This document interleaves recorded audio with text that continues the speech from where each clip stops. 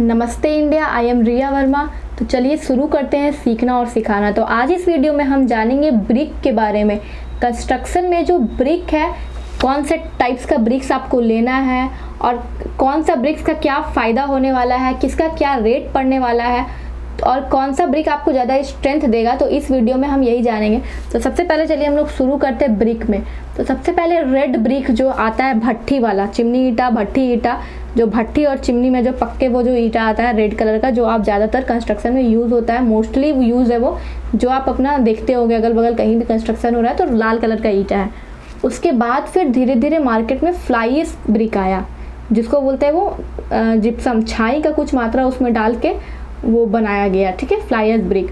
तो red brick और fly ash brick, ये दोनों में अब हम कंपेयर करें तो देखते हैं जो हमारा रेड वाला ब्रिक है, इसको हम लोड बेयरिंग और फ्रेम स्ट्रक्चर दोनों में यूज़ कर सकते हैं। बट जो हमारा फ्लाईएश है, इसको हम ओनली पार्टीशन में यूज़ कर सकते हैं। हम लोग इसको फ्रेम स्ट्रक्चर में सिर्फ यूज़ कर सकते हैं, लोड बेयरिंग में हम लोग नहीं यूज़ कर सकते, क्योंकि हमारा जो रेड ब्रिक है उसका वेट हमारा ज़्यादा होता है तो वो लोड को कैरी कर लेता है। बट फ्लाईएश में वो बहुत लाइट वेट का होता है, बहुत ही हल्का है वो ईटा रहता है, तो वो क्या करता है, वो लोड को ट्रांसफ़र नहीं करेगा। वो सिर्फ ऐसे पार्टीशन, आपका हाई राइज बिल्डिंग जो अपार्टमेंट वगैरह बनता है उसमें फ्रेम बनेगा तो वो पार्टीशन की तरह पे आप उसको यूज़ कर सकते हो, क्योंकि वो बहुत ही लाइट अगर उसका लोड रहेगा ना तो वो डेड लोड और लाइव लोड जो भी है वो कम पड़ेगा बिल्डिंग में। तो लोड कम पड़ेगा तो आपका जो कॉलम का छड़ वगैरह रहेगा वो भी कम पड़ेगा।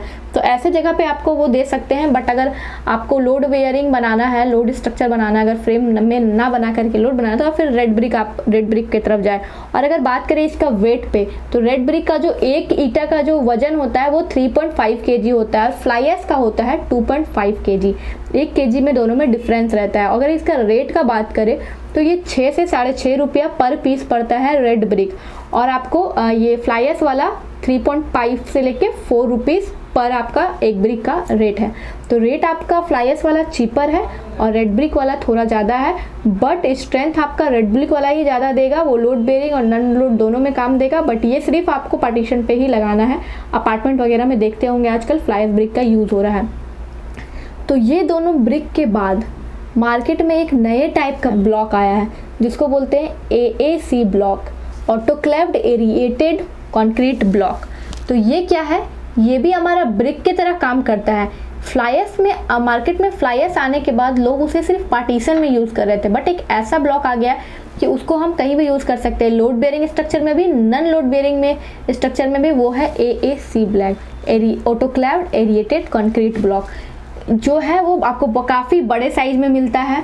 आपका 8 ईटा के बराबर एक ब्लॉक रहता है, इतने बड़े साइज में आपको मिलता है, और लाइट वेट है, उसका वजन भी कम है और उसका प्राइस भी आपका कम पड़ता है। ये दोनों के मुकाबले प्राइस भी कम है। और आपका अगर मान के चलिए आपका बड़ा ब्लॉक है तो उसको जोड़ने में आपका टाइम भी तो बचेगा, क्योंकि अगर आप ब्रिक लगाओगे तो छोटा छोटा तो आपका लेबर का टाइम भी बढ़ेगा और फिर आपका लेबर रेट भी ज़्यादा जाएगा और लेबर बहुत दिन तक दीवार लगाने में ही रह जाएगा।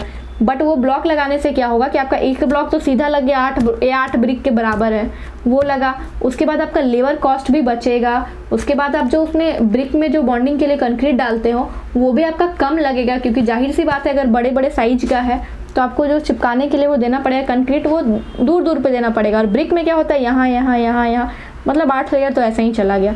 तो इस तरह से आप अपना पैसा कंस्ट्रक्शन में बचा सकते हो AAC ब्लॉक लगा के। तो चलिए हम लोग जानते हैं AAC ब्लॉक का जो वेट होता है, वो एक ब्लॉक का वेट होता है 10 से 11 से 15 kg तक उसका वेट रहता है। ओवरऑल 10 से 15 के बीच उसका वजन रहता है एक ब्लॉक का, जबकि एक ईंटे का वजन 3.5 kg और एक फ्लाईएश ब्रिक का वजन 2.5 kg होता है। और इसका वेट बहुत ज़्यादा है एक ब्लॉक का। क्यों? क्योंकि ये आपके 8 ईंटे के बराबर है। अगर 8 ईंटा का हम वजन निकाले एवरेज तो आपका आएगा 35 kg अप्रॉक्स। तो 35 kg का वजन ये सिर्फ 15 kg में ही आपका हो जाता है। तो एक तरह से आपका ये पूरा स्ट्रक्चर को ये लाइट वेट बना देगा। जो डेड लोड आपके बिल्डिंग में आ रहा है वो बहुत ही कम आएगा AAC यूज़ करने के बाद। ब्रिक अगर आप यूज़ करते हो तो वो एक ईंटे का जोड़ के 3.5 kg जोड़ के बहुत ही ओवरऑल जब आपका लोड आएगा वो डेड लोड काफ़ी बढ़ जाएगा। बट AAC ब्लॉक लगाने के बाद आपका जो डेड लोड है, क्योंकि वेट जो है 35 kg और इसका सिर्फ 14 kg ही लग रहा है, तो सोचिए आपका कितना वेट घटेगा। अगर डेड लोड घटा तो आपका बिल्डिंग का लोड घटा इट मीन्स कॉलम का साइज आप कम कर सकते हो, आपका छड़ का साइज भी आप डिक्रीज कर सकते हो। डाया, अगर आप हाई राइज बिल्डिंग बना रहे हो तो आप अगर AAC ब्लॉक लगाओगे तो आपका बिल्डिंग का वजन कम आएगा, डेड लोड कम आएगा, जो कंक्रीट का वेट है वो कम आएगा। तो अगर वेट कम आया तो आपको ज़रूरत नहीं है कि आप 16 mm 20 mm का बार दो, आप 16 mm का 4 दे दो, 2 12 का दे दो, या फिर 6 12 mm का दे दो। जिस हिसाब से आपका इंजीनियर डिज़ाइन करता है उस हिसाब से आप दे सकते हो। बट अगर डेड लोड कम होगा तो ही आप कम डाया का छड़ लगा सकते हो। अदरवाइज आप रेड ब्रिक का पूरा बड़ा सा हाई राइज बिल्डिंग बनाओगे तो डेड लोड आपका काफ़ी बढ़ जाएगा। ये था मेरा रेड ब्रिक, फ्लाई ऐश और AAC ब्लॉक में मेन डिफरेंस।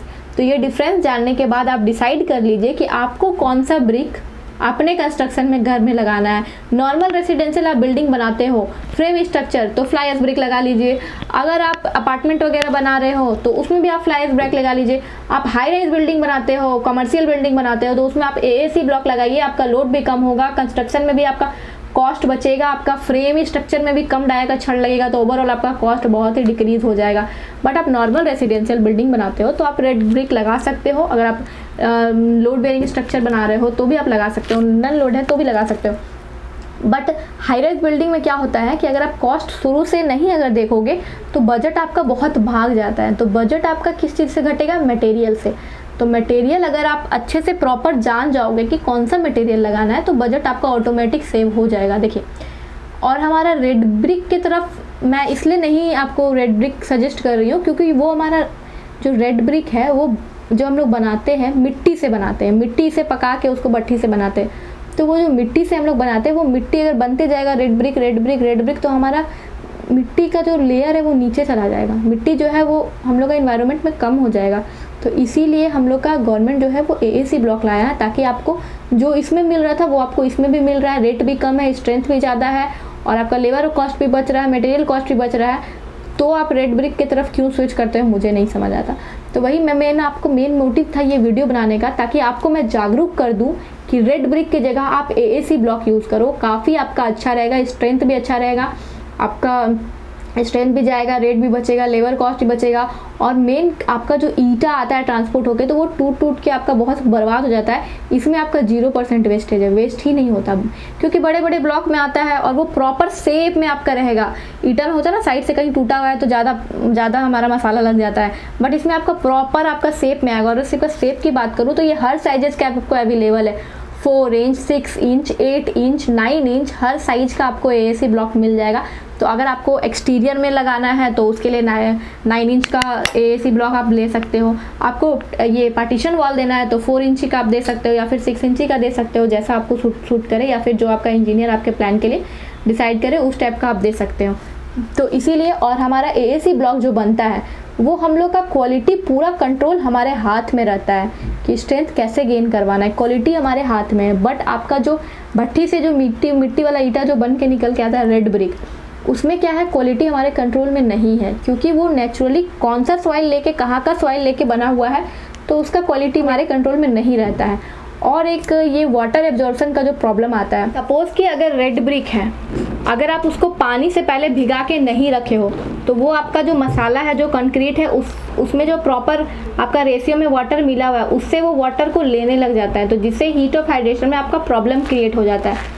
तो क्या होता है कि आपको पहले रेड ब्रिक को आपको भिगा के पहले रखना पड़ता है ताकि वो जितना पानी वो एब्जॉर्ब करने का उसमें क्षमता है वो एब्जॉर्ब कर ले, ताकि वो कंक्रीट से पानी फिर ना ले, क्योंकि अगर वो कंक्रीट से पानी लेने लग जाएगा तो फिर आपका बिल्डिंग में डैमेज वगैरह कर सकता है, मतलब कि पानी जो है आपका कंक्रीट से घटने लग जाएगा तो फिर वो हीट ऑफ हाइड्रेशन में प्रॉब्लम करेगा ही करेगा। तो आपको रेड ब्रिक को हमेशा भिगा लेना है पहले, उसके बाद यूज़ करना है। और AAC ब्लॉक में आपका ये चीज़ नहीं है क्योंकि वो वाटर एब्जॉर्ब करता नहीं, वो आपका कंक्रीट से वाटर को लेता ही नहीं है, वो अपना मैन्युफैक्चर किया हुआ है उस हिसाब से कि जितना पानी उसको चाहिए वो ऑलरेडी उसमें दिया हुआ है, वो आपका कंक्रीट से पानी नहीं लेगा। बट आपका ये रेड ब्रिक में वो एब्जॉर्ब करता है। तो बने रहिए हमारे साथ to build your dream, do like, share and subscribe and ring the bell icon. Bye bye.